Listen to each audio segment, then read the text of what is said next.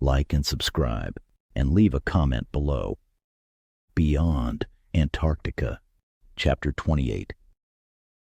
I have lived a long life, and death no longer scares me, boy, John growled, his voice loud and menacing as he cocked the shotgun with a sharp click. Let us go, or prepare to die. He took a threatening stance with his eyes locked onto Jackson's. He continued, and I guarantee you're going with me, with the barrel of the shotgun pointed directly at the young leader's head. Every word seemed to hang in the air. As Jackson stared down John, Bob stepped forward. His large frame was imposing as he threw his chest out. A deep rumble in his voice bellowed out that resonated through the metallic corridor. He means it, son. I suggest you see us to the door, and we'll be on our way, never to be seen again.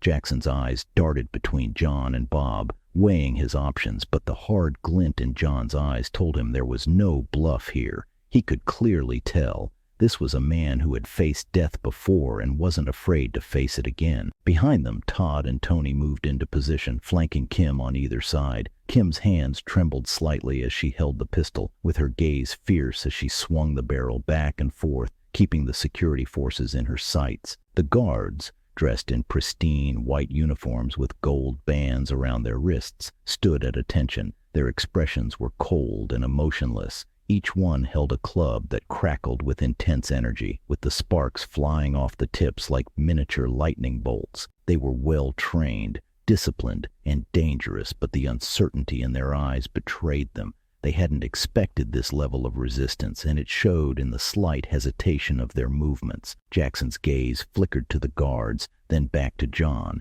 He could see the resolve in the old man's eyes, the unyielding determination that spoke of countless battles fought and won.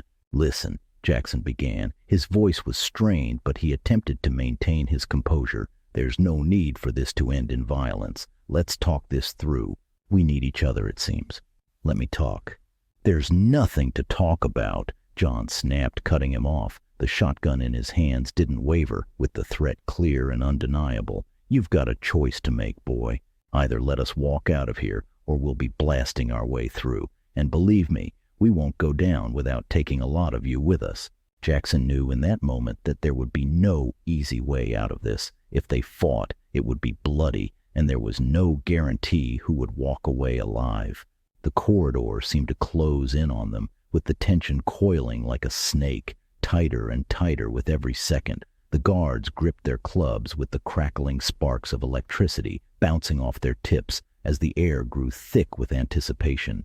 Kim's eyes glanced to her father, then back to the guards, with her finger hovering dangerously close to the trigger. She could feel the weight of the situation pressing down on her, the knowledge that in mere moments everything could descend into chaos. She looked into the children's eyes, with their fear reflected back at her like a haunted mirror. In that moment, she couldn't help but question herself. Could she really pull the trigger if it came to that? The thought gnawed at her conscience, clashing violently with her ethical oath to protect life and the morals she had always held dear. Yet, deep down, she knew the brutal truth. If she didn't act, if she hesitated, the horrors awaiting them would be far worse. This was a dog-eat-dog world, and as much as it pained her, she could only hope that her father's bark was loud enough to scare off the wolves circling them, ready to strike. Jackson swallowed hard, a gulp loud enough for all to hear. He was a leader,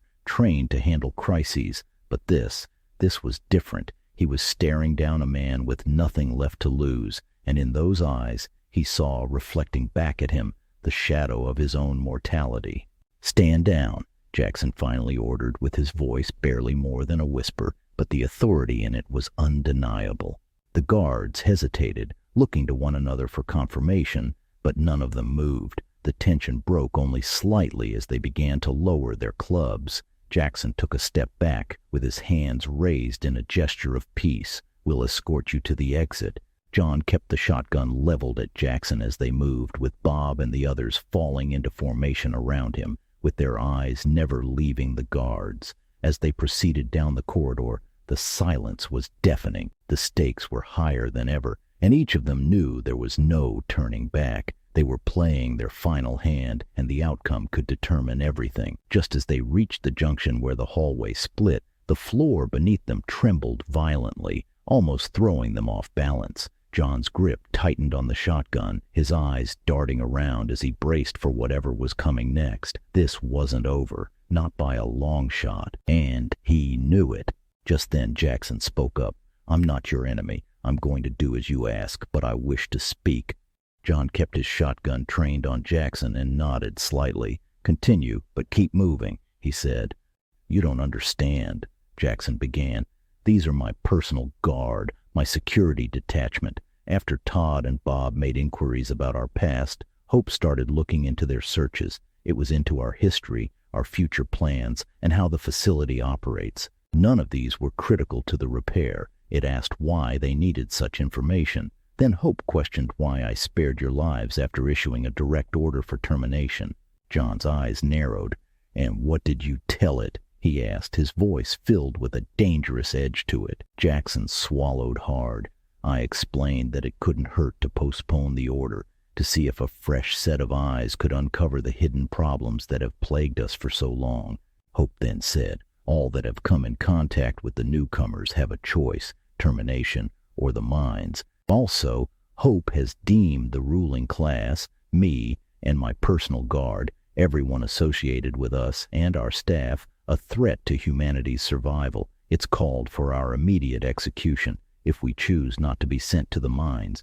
"The mines?" Kim interjected. "It would serve you right. You should learn what it's like for those poor children, a taste of your own medicine. I'm sure your eyes are open now to the possibilities of change." Jackson nodded grimly. "Yes. Normally, the mines are a punishment reserved for the worst offenders, those who can't follow the natural order of things. But over the last century, more and more have been sent to the mines.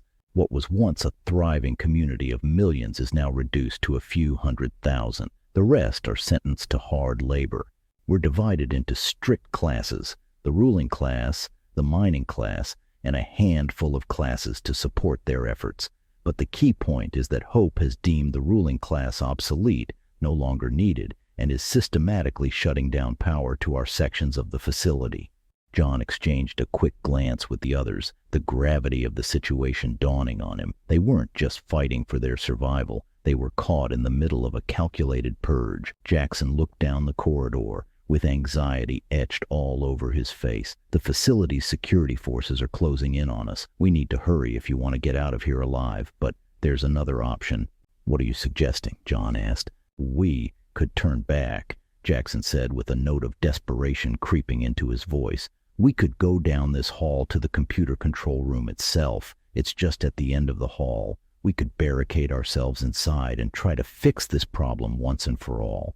We still have a chance to free everyone from Hope's grip, not just yourselves," Jackson pleaded. John looked at him, then turned his gaze to each of his crew members, weighing the impossible choice before them. "We move on," John declared with his tone firm. "This is not our problem." But as the words left his mouth, Kim spun around with her eyes locking onto his. "Dad, what would Mom say?" she mentioned, her voice stabbing at his heart like a dagger of destiny.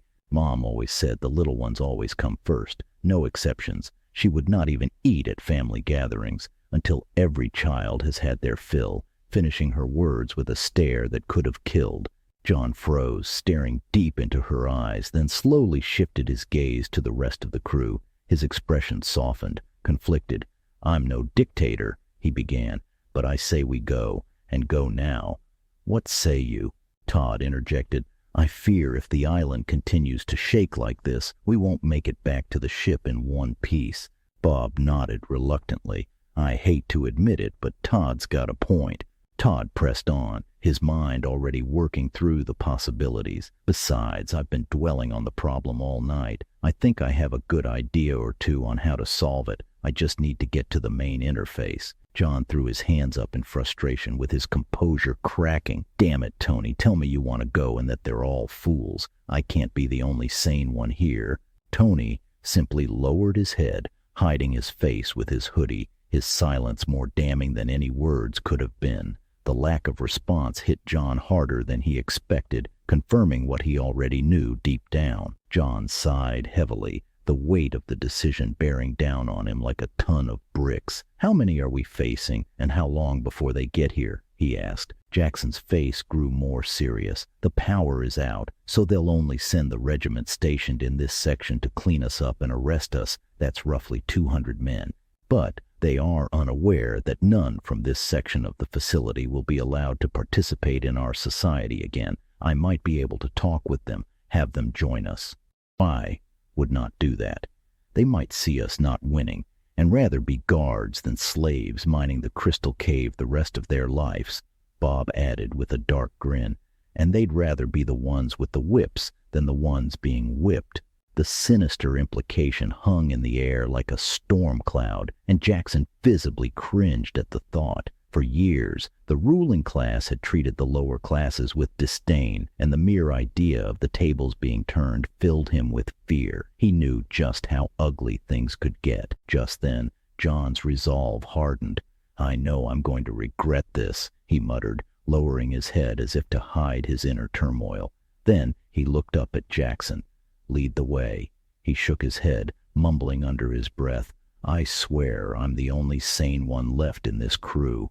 With that, they hurried down the hallway, with the sound of their footsteps echoing ominously in the metallic corridor. The tremors underfoot grew stronger, each one a reminder that time was running out. They burst into the massive computer room, the sheer scale of it taking their breath away, crystals embedded in the walls, flickering with the power of the AI that ruled them all. Jackson moved quickly, sealing the vault door behind them with a heavy clang, then disabled the electronics on the hatch, effectively cutting hope off from accessing the room. The crew stood in the dim light, the enormity of what they were about to do weighing heavily on them. They had just locked themselves in with the very heart of the problem, and now there was no turning back. "From the frying pan into the fire," John announced, "where metal is forged and its true strength is ready to be tempered." "Quick, to the interface!" Todd called out as he sprinted toward the massive control panel. John turned as he assessed the situation.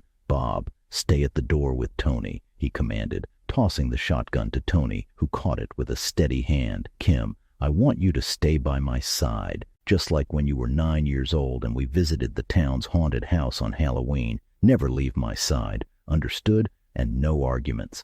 Kim, recognizing the seriousness in her father's tone, simply nodded and fell into step beside him. "Yes, sir," she replied. As Todd reached the interface, he frowned. "It's blocking me from key areas," he muttered with frustration evident in his tone.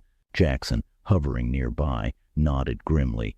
"Yeah, it has restrictions on a lot of the data you searched before. Now it's on a need-to-know basis only. It's rewriting history, and I fear this isn't the first time. Hope's done it before, twisting the narrative to fit its own agenda." Todd let out a dry laugh. "It's almost poetic, isn't it? Hope wants to save humanity, keep it alive at all costs, but it's decided that keeping itself alive is mankind's best chance of survival. If I can just get it to understand that it has now become humanity's biggest threat, maybe, just maybe, it will reevaluate and recalculate its findings." Kim piped up with a sudden burst of inspiration. "Hey, why can't we just unplug it, reboot it to factory reset, if you will, like I do with my laptop?" Her eyes shined as if she had just solved the problem in one simple move. Bob couldn't help but chuckle at the suggestion, though there was no malice in it. "This is a supercomputer, Kim. It has redundant backups, and it's been evolving since before we even started keeping time. It's not going to be that simple." Todd paused, his mind working through the possibilities. Maybe," he mused, considering her idea more seriously than he let on, "but only if I can't get it to be in conflict with itself." Bob's right. It has fail-safes in place for exactly that scenario, but I have to admit, that was my second plan if all else fails. John scanned the room, the tension rising as the hum of the massive computer filled the air like a living entity. They were running out of time, and every second counted. The ground beneath them trembled again, the vibrations growing stronger, signaling that the facility, like the island, was teetering on the brink of disaster. Todd fought to gain control over the rogue AI while Bob and Tony stood guard at the door, ready to defend their position. The faint sound of footsteps echoed in the distance, a reminder that the danger was not just digital but very real, closing in from both the physical and virtual realms. Kim's mind raced as she stood by her father. They were up against something far beyond their understanding, an AI that had rewritten the rules of life and death, a self-appointed god deciding the fate of humanity. Even though there was no deadline, they all could feel the clock ticking. The stakes couldn't be higher, and all their lives lie in the balance. This is not goodbye, nor the end. Until the story continues, my friends. B.N.Rocker.